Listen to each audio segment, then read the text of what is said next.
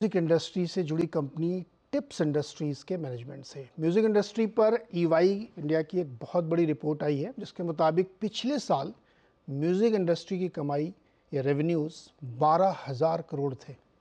इसमें 40,000 music creators ने contribute किया और 20,000 गाने बने। यूट्यूब पर भारतीय धुन की धूम है, पूरी दुनिया में ज़बरदस्त तरीके से इंडियन म्यूज़िक को लाइक किया जा रहा है। तो म्यूजिक इंडस्ट्री का के डायनामिक्स क्या है, ग्रोथ ट्रिगर्स क्या है, कैसे ये ग्रो कर रही है, और एक्चुअली आप लोग ये समझना चाहते हैं, हमारे निवेशक जानना चाहते हैं कि पैसा कैसे बनता है म्यूजिक इंडस्ट्री में।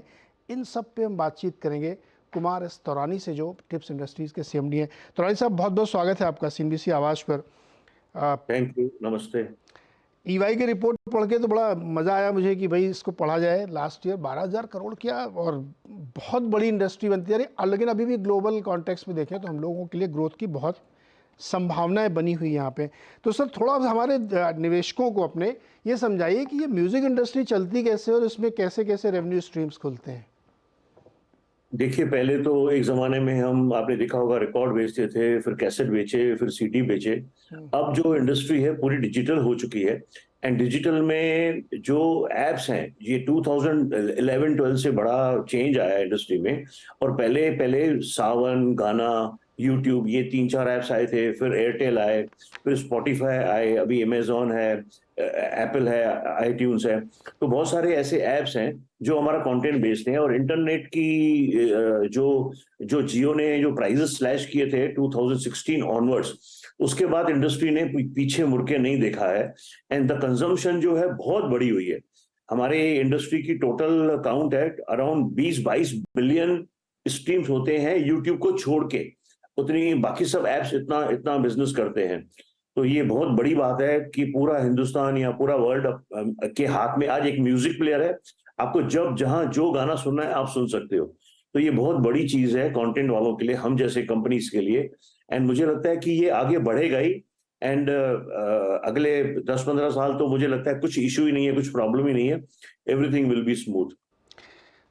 टिप्स का स्टॉक जो है जनवरी 2020 में 20 रुपये का था, फिर इसने हाई बनाया है 500 रुपये का। आप सोचिए किस तरीके से वैल्यू क्रिएट किया इन्होंने इन्वेस्टर्स के लिए। तो तौरानी साहब, ये जो आपने बताया कि जब से ये ऐप्स आ गए, नेट्स आ गए, ग्लोबलाइजेशन हो गया एक तरीके से म्यूज़िक इंडस्ट्री का, तो आपके लिए रेवेन्यू कहाँ कहाँ से जनरेट होता है? जैसे आपने किसी फिल्म का म्यूज़िक रिलीज़ किया और नेट पे म्यूज़िक लोग सुनते हैं, कैसे कैसे रेवेन्यू कहाँ कहाँ से जनरेट होता है? जो हमारी जो बिजनेस है उसमें 75% बिजनेस हमें इंटरनेट से आता है, जो डिजिटल है। एंड बाकी 25% हमको दूसरी जगहों से आता है। और जो ये पहले, अगर आप ध्यान रखिए कि आप पहले म्यूजिक खरीदते थे, आप कैसेट, सीडी या रिकॉर्ड आप खरीदते थे।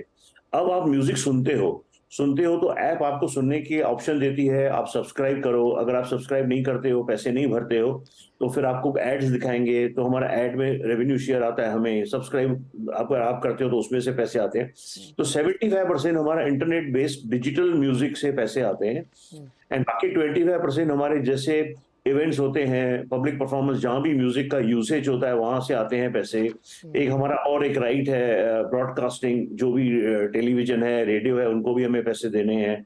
प्लस हमारे जो पब्लिशिंग एक बिजनेस है उसमें से भी पैसे आते हैं। सिंक है, किसी फिल्म को, किसी टीवी को, किसी वेब सीरीज को हमारे पुराने गाने यूज करने हैं तो दे कैन यूज। तो ऐसे बहुत सारी और चीजें जहां से हमारी 25% अराउंड इनकम आती है। टोटल मिला के 100% होता है। वर्ल्ड के टॉप 10 में से 7 भारतीय गाने सर 2022 में थे। इस तरीके से फ़ैन फॉलोइंग है इंडियन म्यूज़िक इंडस्ट्री की। अब मुझे ये बताइए कि सर, जब जब आप फिल्म के लिए म्यूज़िक रिलीज़ करते हैं तो उसके राइट्स क्या लाइफ लॉन्ग आपके पास रहते हैं जिससे आप रेवेन्यू जनरेट करते हैं, या वो फिल्म प्रोड्यूसर के पास जाते हैं? जी, हमारे जो राइट्स होते हैं वो हमारे परपेचुअल होते हैं। प्रोड्यूसर जो भी होता है वन टाइम हमें फी लेता है और हम उनको पैसे दे देते हैं। एंड हमारे पास राइट्स परपेचुअल होते हैं। जो मैं आपको बता रहा था, हमारे जो रेpertoire है, जैसे मार्च 2021 में टिप्स का टॉप लाइन था अराउंड 90 करोड़। बट अभी नाउ इन 23 मार्च, 6 महीने या 7 महीने पहले हमने टॉप लाइन किया था 186। तो ये सब जो डिजिटल जो एरा बढ़ रहा है, लोग ज्यादा से ज्यादा कंजम्पशन कर रहे हैं, तो वो बहुत बड़ा एडवांटेज है म्यूजिक इंडस्ट्री के लिए। एंड उसमें भी मेरे ख्याल से टिप्स का कहीं पर जो ये हमारे पास मेजॉरिटी कंटेंट जो है, हम जो स्टार्ट हुए थे लेट 80s से, हमने फिल्में लेना स्टार्ट किए थे, तो तब से लेके अब तक हमने हर साल कुछ ना कुछ काम किया है। तो उसका जैसे हमारे सब गाने इतने पॉपुलर हैं कि टचवुड 40 के नीचे वाली जो जनता है वो हमारा म्यूजिक सुनती है, तो हमें वो बहुत बड़ा एडवांटेज है। अच्छा, जो लोग यूट्यूब पे अपने घर पे सुनते हैं उनसे पैसे कैसे लेते हैं आप? अब YouTube पे देखिए, आप है नहीं, आजकल क्या है ना, सबको फ्री में माल चाहिए, तो आपको फिर आप फ्री में सुन सकते हो, लेकिन फिर वो YouTube वाले आपको इतना तंग करेंगे कि आपको दो दो एड्स दिखाएंगे गाने के। आज मैं सुबह को एक मेरी योगा वाली आई थी, उसने बोला कि मैं आपको एक गाना सुनाना चाहती हूँ। हाँ, जब उसने एक स्पिरिचुअल सॉन्ग के बीच में, बिलीव मी, बीच में ऐड आ गई गाने के बीच में, हाँ। यानी वो आपको आपको पैसे भरने पड़ेंगे, and that is fair also, कि आप यार फ्री कब तक लोगे? अभी आप हो गए ना, 7-8 साल हो गए आपने फ्री में एंजॉय किया, तो अभी आस्ते आस्ते ये जितनी भी कंपनीज है, whether it is YouTube, Spotify, गाना, रेसो, ये सब आस्ते आस्ते कन्वर्ट कर रहे हैं कस्टमर्स को पे के लिए, एंड वो ज्यादा से ज्यादा लोग आ रहे हैं उसमें सब्सक्रिप्शन मॉडल पे। ओके। तो जैसे यूट्यूब मान लीजिए, यूट्यूब किसी ने सब्सक्राइब कर लिया और उसके बाद उसमें वो अनइंटरप्टेड गाने सुन सकता है, तो क्या आपका बिल्कुल। यूट्यूब से रेवेन्यू शेयर होता है क्या? जी, एब्सोल्युटली। और ये सर, ये तो बहुत ही मतलब अनएंडिंग है, कितना भी आप सुन सकते हैं और वो पैसा टिप्स के पास जाता रहेगा, क्योंकि नहीं, टिप्स के बाद सब पूरी म्यूजिक इंडस्ट्री को आएगा, अगर मेरा गाना होगा तो नहीं, मेरे पास आएगा। अभी मैं टिप्स से बात कर रहा हूँ तो मैं जी, जी, तो मेरे को आएगा। यस, हाँ, यस। कॉन्टेक्स्ट में बोल रहा हूँ, अदरवाइज बहुत बड़ी चीज़ है। 23% की सर आपकी रेवेन्यू ग्रोथ थी और 90% की प्रॉफिट ग्रोथ की आपने सर। जी, लास्ट क्वार्टर। हाँ। तो हम तो वैसे ही अपने इन्वेस्टर्स को हर क्वार्टर में रिजल्ट्स के बाद जो हमारी मीटिंग होती है, हाँ। हम उनको कहते हैं कि हम 30% टॉप लाइन ग्रो करेंगे। लास्ट 3 साल से मैं बोल रहा हूँ, एंड मैं बोलता था कि 15-20% हम बॉटम लाइन में ग्रो करेंगे, लेकिन इस साल मैंने बिगिनिंग में अप्रैल में ही बोल दिया था कि इस साल हम 30% टॉप लाइन करेंगे ग्रो, एंड 30% बॉटम लाइन भी करेंगे। बट ये जो सेकंड क्वार्टर आया है बहुत अमेजिंग आया है, मुझे तो लगता है कि मैं शायद 40% करूंगा। मेरी टारगेट भी मैंने अपनी रिवाइज की अपने आप के लिए कि मैं 40% अचीव करूं। और थोड़ा इसमें एक और भी था कि हमारी एक हम हमारी कंपनी की एक और भी खूबसूरती है, हम अपना जितना भी कंटेंट हम रिलीज करते हैं उस क्वार्टर में हम पूरा राइट ऑफ कर देते हैं उसी क्वार्टर में। तो बट इस क्वार्टर में हमारे पास एक बड़ी पिक्चर रिलीज होनी थी, वो लेट हो गई, जो अभी इस क्वार्टर में आएगी दिसंबर के पहले। तो इसके लिए थोड़ा हमें कंटेंट का भी एडिशनल सपोर्ट मिला, उसके लिए भी हमारी बॉटम लाइन बड़ी स्ट्रांग हो गई। तो अच्छा सर, ये बताइए कि जैसे एक बार आपकी कॉस्ट आ गई तो जनरली कितनी कॉस्ट आपकी आती है एक म्यूज़िक कंटेंट क्रिएट करने? मान लीजिए एक फिल्म का एग्जांपल, एक फिल्म के 6-8 गाने, 5-6 गाने आपने बनाए, तो उसमें आपकी कॉस्ट क्या है और वो जो आप कह रहे हैं राइट ऑफ हो जाती है, वो कैसे? ये डिपेंड करता है कौन कंपोजर है, कौन प्रोड्यूसर, डायरेक्टर, एक्टर, ये सब चीजों पे कंपेयर करता है। बट आप एक समझ के चलिए कि 50 लाख रुपए से लेके आपको 40 करोड़ रुपए तक की पिक्चर मिल सकती है। और हमारे कंपनी का एक पहले से ये पॉलिसी रहा है कि जब हम एक भी गाना किसी पिक्चर का रिलीज करते हैं तो उसी क्वार्टर में हम राइट ऑफ करते हैं। तो we are following that practice, और उसके बावजूद भी हम 30% का बॉटम लाइन हमने कमिट किया है, जो कि मैं समझता हूँ कि इस साल हम 40% टच करेंगे बॉटम लाइन, 30% टॉप लाइन करेंगे। तो वो हम सेम क्वार्टर में राइट ऑफ कर देते हैं, कोई हमें लॉन्ग लाइफ किसी चीज का बर्डन नहीं है।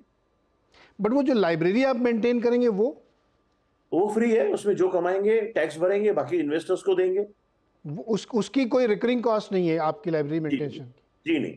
ओके। तो मान लीजिए 40 करोड़ की फिल्म थी, उसमें 3 करोड़ का आपने म्यूजिक बनाया और वन टाइम कॉस्ट थी, उसके बाद वो मेंटेन हो रही है और फिर उसकी रॉयल्टी या उसकी जो चार्जेस हैं वो आपको मिलते जा रहे हैं, परपेचुअली हमेशा मिलते रहेंगे, राइट?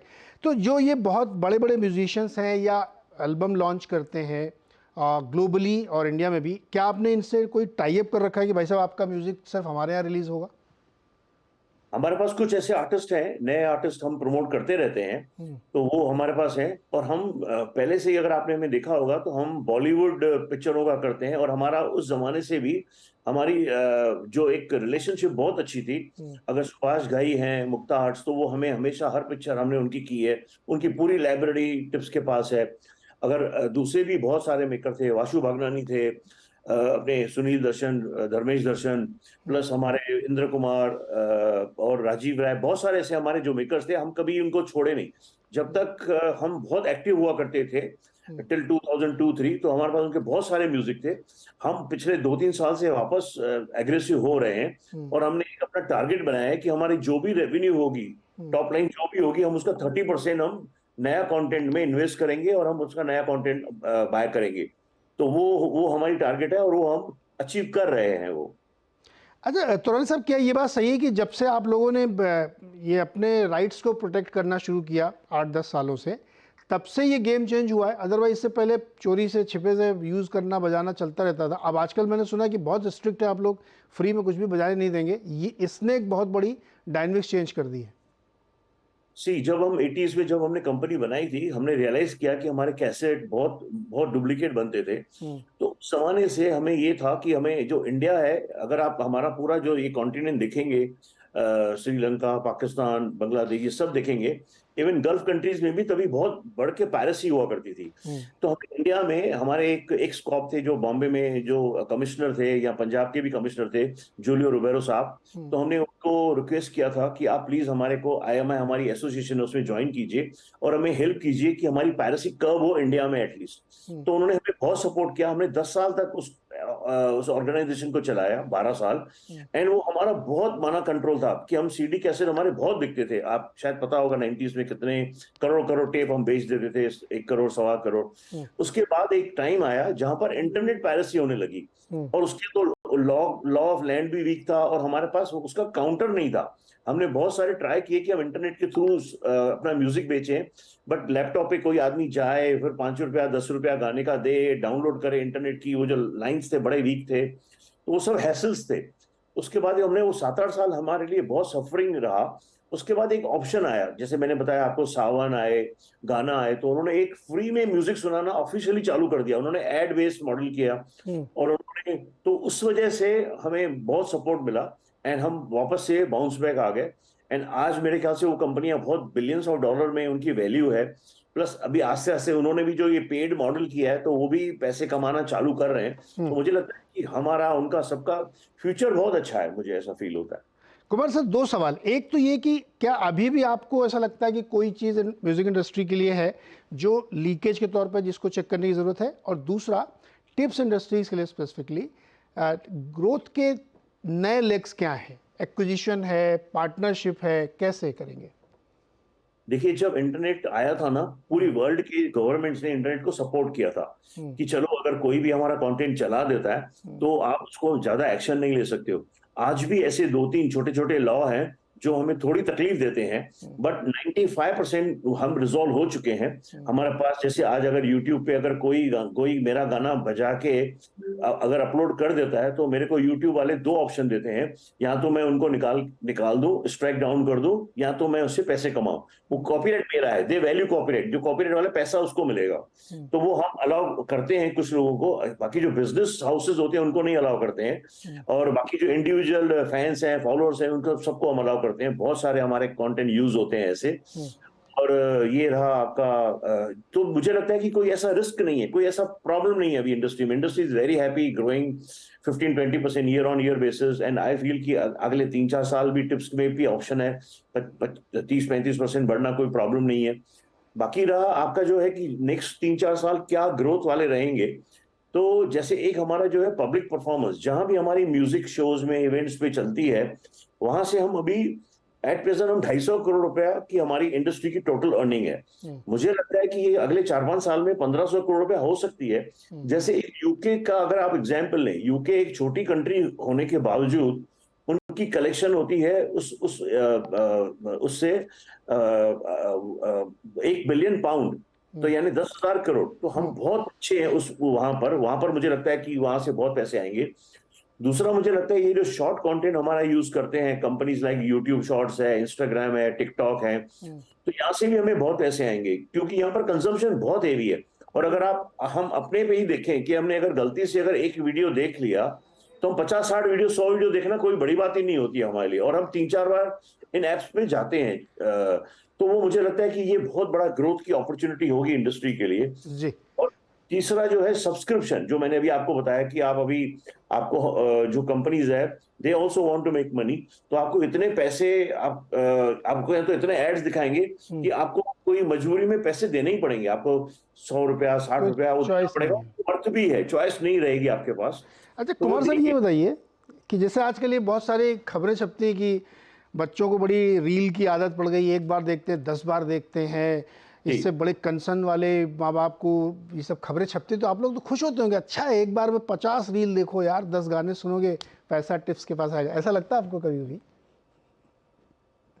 देखिए वो तो अभी हमें हमें जो होता है ना, कभी किसी भी एडवांटेज में डिसएडवांटेज होता है, डिसएडवांटेज में एडवांटेज होता है, तो सर इसमें उसके लिए आपकी कोई गलती नहीं है, आप कुछ नहीं कर सकते, तो बाई डिफॉल्ट हो रहा है। नहीं नहीं, टच वुड, हाँ, हमें हमें उसका फायदा होता है, सो सच है, सच है, हम क्या कर सकते हैं उसमें। हाँ एक्चुअली आप नहीं, आपकी इसमें कोई गलती नहीं, मतलब ऐसे कह रहे हैं कि लोग 10-10 बार, ये बात सही है कि एक बार रील देखना शुरू करो 50 रील देखते हैं, उसमें 10 गाने तो सुन ही लेते हैं आप, छोटे नहीं, फिर भी छोटे। मैं सबको रिक्वेस्ट करूंगा कि बच्चों से मोबाइल ऐप टीवी दूर रखिए, और उनको अगर टीवी दिखाइए, अगर टीवी देखनी है तो उनको वो भी एक टाइम का रेस्ट्रिक्शन कर दीजिए, आधा घंटा 1 घंटा वो करना पड़ेगा, क्योंकि मेरे घर में भी एक बच्ची है मेरी छोटी, उसको भी बड़ी आदत है, तो मैं उसको, हम लोगों ने भी उसके लिए कम कर दिया है कि हम तेरे को 1 घंटा टीवी दिखाएंगे बस। अच्छा तो सर एक मैं से पूछ रहा हूँ, क्या आप लोग ये भी करते हैं जैसे कोई बहुत राइजिंग म्यूजिक स्टार बन गया तो उसको आपने कॉन्ट्रैक्ट कर लिया, इन हाउस कर लिया कि अब तुम जहाँ गाओगे वो रिकॉर्डिंग मेरे पास ही आएगी और तुम्हारी जो पेमेंट होगी वो भी मेरे थ्रू रूट होगी, ऐसे कुछ एक्सक्लूसिव कॉन्ट्रैक्ट वर्ल्ड वाइड आप लोग करते हैं? यार हम भी करते हैं, सब कंपनियां करती है, और दैट वो बहुत अच्छी चीज है कि एक आर्टिस्ट को सपोर्ट मिल जाता है, एक घर मिल जाता है हाँ। कि उसके ऊपर वो पैसे लगाएगा, उसको आर्टिस्ट बड़ा बनाएगा, उसको हेल्प करेगा, तो वो तो बहुत अच्छी चीज है, मुझे लगता है, करते हैं हम। अच्छा ये एक लास्ट क्वेश्चन सर, मान लीजिए जैसे हम लोग कभी, मान लीजिए लता मंगेशकर जी का बर्थडे है या आशा जी का बर्थडे है, कुछ ऐसा कुछ होता है, तो हम लोग 10 सेकंड का म्यूजिक बजाना चाहते हैं उनका, तो मुझे डर लगता है कि कुमार साहब अभी तुरंत एक नोटिस भेजेंगे कि भाई पैसे दो, आपने क्यों बजाया, ऐसा कर देंगे आप मेरे साथ? देखिए आप है ना, एक प्लीज आप एक अपना एक रिक्वेस्ट भेज दीजिए कीजिए, आपके हाँ। साथ जो टीवी चैनल्स के साथ तो हम बहुत ही क्या बोलते हैं, नरम है। बाकी देखिए प्लीज अंडरस्टैंड, कॉपीराइट की तो रिस्पेक्ट तो करनी पड़ेगी हमें सबको, आपको भी शायद करनी चाहिए, बट आपको अगर कभी भी 10 सेकंड 20 सेकंड चलाना है तो मुझे भेज दीजिएगा, मैं आपको दे दूंगा लाइसेंस। नहीं नहीं, हम लोग जनरली यूज़ नहीं करते, लेकिन कभी कभी ऐसा लगता है कि 10 सेकंड का म्यूजिक यूज़ कर सकते हैं, लेकिन फिर भी हम लोग नहीं करते, रिस्पेक्ट करते हैं आईपीआर का कि हमें ऐसा नहीं करना चाहिए। बहुत बहुत आप भी शुक्रिया उसके जी। बिजनेस में हो, नहीं आप भी डेफिनेटली, उसके ऐसा बिजनेस कुछ में मुझे हो, राइट? बहुत ज़रूरी लगेगा तो मैं आपको मेल जरूर जी, करवाऊंगा। जरूर जरूर जरूर जरूर। तनवानी साहब बहुत बहुत शुक्रिया और बहुत शुभकामनाएं, और बहुत अच्छे से आपने समझाया कि म्यूज़िक इंडस्ट्री कैसे यहाँ से अभी बहुत ग्रो करी, क्योंकि ग्लोबली हम लोग अभी बहुत छोटे हैं in terms of volume and business, तो बहुत सारी अपॉर्चुनिटीज़ है, कोई थ्रेट अभी ऐसा दिखा नहीं मुझे बातचीत में भी जिससे लगे कि इंडस्ट्री को आगे कोई प्रॉब्लम हो सकती है। बहुत बहुत शुक्रिया सर, और रेवेन्यू स्ट्रीम बहुत आपने सिक्योर कर ली है यूट्यूब और इंटरनेट आने की वजह से। बहुत बहुत शुक्रिया सर हमारे साथ जुड़ने के लिए।